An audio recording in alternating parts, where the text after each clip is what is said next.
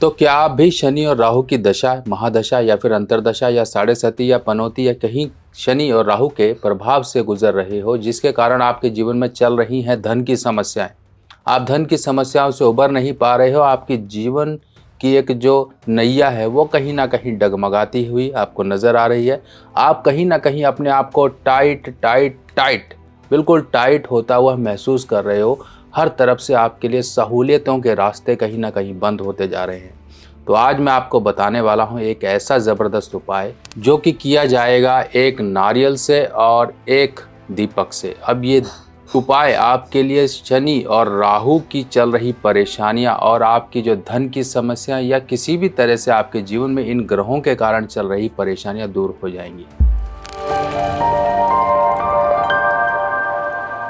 तो दोस्तों, सबसे पहले हम बात करते हैं शनि के बारे में। शनि, जैसा कि हम जानते हैं, शनि को यहाँ तक कहा जाता है कि शनि की अगर दशा आए, शनि की साढ़े सती आए तो व्यक्ति बहुत परेशान हो जाता है। शनि कर्मों का फल देने आ जाते हैं।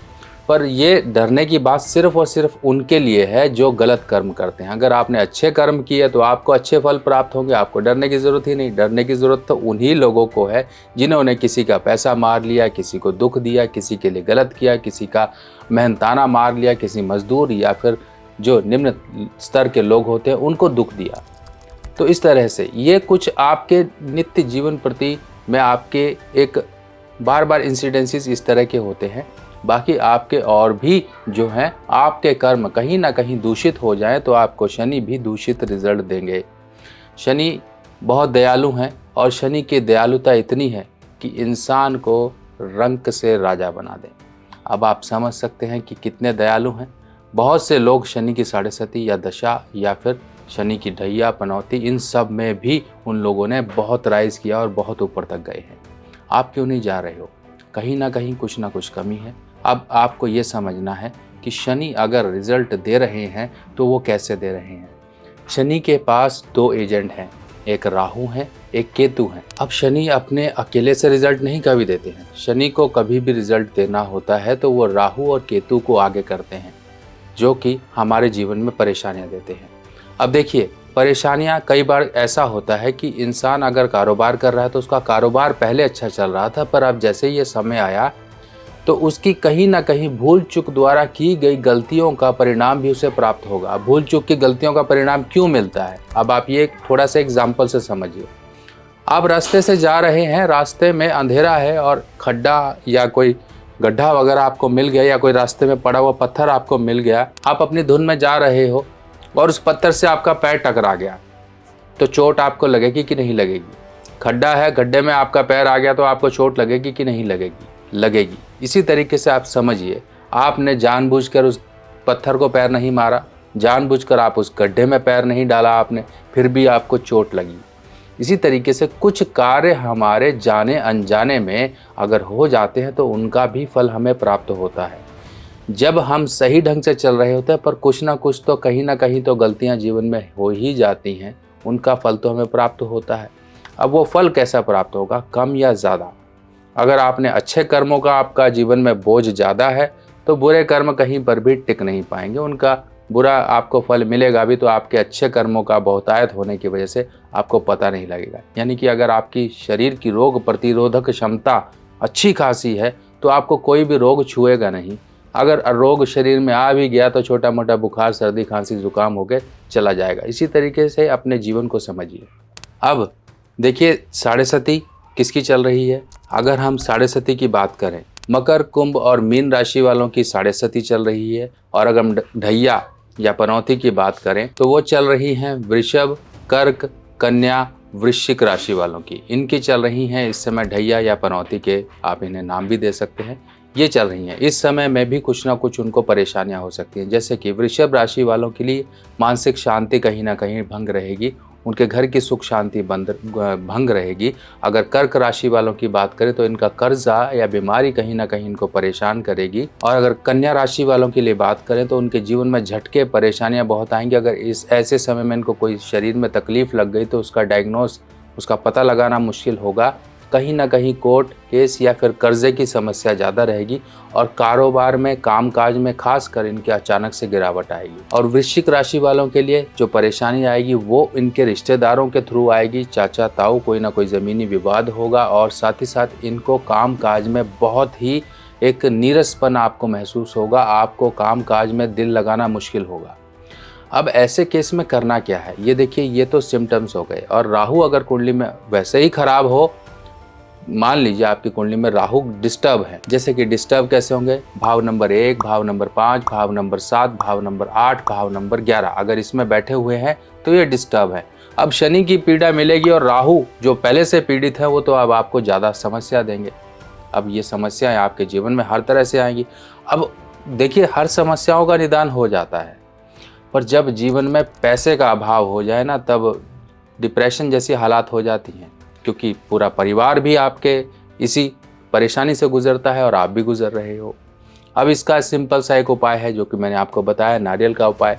आपने क्या करना है इस समय में, जो आपके जो ये समय चल रहा है, इस समय में ये उपाय होगा शनिवार का। आपको शनिवार महीने में एक बार एक नारियल लेना है और जल प्रवाह कर देना है। जल प्रवाह नहीं कर पा रहे हो, मंदिर है आपके घर के आसपास, तो आप देखिए, पहले जल प्रवाह वाले समझ लें क्या करना है। पहले तो आपने नारियल जल प्रवाह करना है। जिनके यहाँ जल प्रवाह की सुविधा है, चाहे समुद्र हो, चाहे झील हो, चाहे नदी हो, चाहे नहर हो, कुछ भी हो, जाकर एक नारियल ऐसा पानी वाला आपको जाकर पानी में फेंक कर आना है। शनिवार के दिन ये अपने माथे से टच करे, प्रार्थना करे और अपनी जो भी इच्छा है बोलकर आप इसे पानी में फेंक दीजिए। शनि महाराज से इच्छा अपनी प्रकट करिए, इसे आपने जल प्रवाह में कर देना है। अब आपने नारियल को जल प्रवाह कर दिया। अब आपको क्या करना है, शाम के समय नारियल आपने दिन में जाके जल प्रवाह कर दिया, शाम के समय आप जाओगे पीपल के नीचे। पीपल के नीचे इस तरह से सरसों के तेल का दीपक आप लगा के आओगे। मार्केट से पहले ही दीपक खरीद के घर में रख लो, एंड टाइम पे मिलते नहीं है, आपको मिल जाएंगे। दीपक सरसों तेल का आपने वहाँ पर प्रज्वलित करना है। अब वो लोग जिनके यहाँ कोई भी नदी नहर नहीं है, उसके लिए क्या करना है, पीपल के पेड़ के नीचे शनिवार की शाम के समय आपने दीपक प्रज्वलित करना है और वहीं पर ही आपने इस तरह से नारियल भी पास में रखकर आ जाना है। बस, और ये बस इतना सही उपाय है। अब इस उपाय के पीछे लॉजिक क्या है ये समझिए।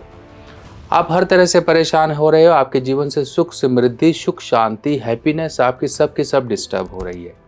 यहाँ पर हम सहायता ले रहे हैं बृहस्पति महाराज की, क्योंकि बृहस्पति महाराज पीपल हैं और शनिवार का दिन जो कि शनि का दिन माना जाता है, और शनिवार की शाम जहाँ पर शुक्र का प्रभाव होता है। शुक्र का प्रभाव कैसे होगा, क्योंकि शाम के समय स्वयं माता लक्ष्मी पीपल के पेड़ पर आकर बैठती हैं और यहाँ पर आकर वो विष्णु जी से मिलती हैं। और यही वो समय होगा आपका संध्या काल, जिस समय में आपकी वो प्रार्थना अगर लक्ष्मी माता ने स्वीकार कर ली, सच्चे दिल से सच्चे मन से अगर आप ये करेंगे, तो आपको जीवन में नीचे से उठाने वाला सिर्फ और सिर्फ यही उपाय बन सकता है। देखो, कई बार कहते हैं ना, डूबते हुए व्यक्ति को तिनके का सहारा, कि व्यक्ति ने बहुत कुछ कर लिया पर मात्र एक छोटा सा उपाय उसे पार लगा गया। आपको भी ये उपाय पार लगा सकता है। अगर आपके अंदर सच्ची श्रद्धा और इच्छा आपकी प्रबल रहे तो आप इस समय को भी अच्छा बना सकते हो। बाकी देखिए, बुरे कर्म मत करिए। हाँ, चुस्ती चालाकी एक अलग चीज़ है, पर किसी का अगर बहुत बुरा हो जाए, किसी का आपने मेहनताना मार लिया, किसी निम्न स्तर व्यक्ति का दिल दुखा दिया, बहुत ज़्यादा उसका दिल से हाय ले ली, तो वो कहीं ना कहीं आपके ऊपर आएगी। और यही सब कुछ कम करने के लिए और आपके जो भी कम से कम नुकसान हो और आपका जीवन चलता रहे, मात्र ये 2 उपाय करते रहिए। देखिए, अब ये उपाय करना कब तक है, कई लोग ये भी पूछेंगे करना कब तक है। देखिए, शनि की 7.5 साल की मानी जाती है और ढैया 2.5 साल की मानी जाती है। तो इस तरह से अब आप समझ सकते हो कि ये उपाय थोड़ा लंबा चलेगा। शनिवार का दिन फिक्स कर लीजिए कि आपको पीपल के नीचे करना है। ये इस चीज़ का ध्यान रखिए, चाहे मंदिर हो, चाहे घर के आसपास कोई ऐसा पीपल का पेड़ हो जहाँ पर लोग पूजा पाठ करते हो, वहाँ पर भी कर सकते हो।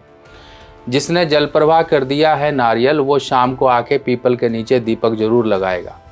वहाँ फिर उसे नारियल चढ़ाने की ज़रूरत नहीं है, क्योंकि वो पहले ही नारियल जल प्रवाह करके आ गया है। जिनके यहाँ नहीं सुविधा है वो नारियल और दीपक दोनों एक साथ ही पीपल के नीचे लगा दें। अगर आप अपने आप से लाल किताब के उपाय करना चाहते हो तो आ गई है मेरे द्वारा लिखी हुई नई लाल किताब, जो कि बिल्कुल सिंपल साधारण भाषा में है। और ये लाल किताब बिल्कुल सरल भाषा में आप लोगों के लिए मैंने लिखी है, ताकि आप लोग इसे पढ़कर अपने उपाय खुद कर सकें। और जो ग्रहों की स्थिति है, ग्रह क्या असर जीवन में लेकर आते हैं, उनके बुरे असर को कैसे दूर किया जाए, ये किताबें अब आपकी मदद करेंगी।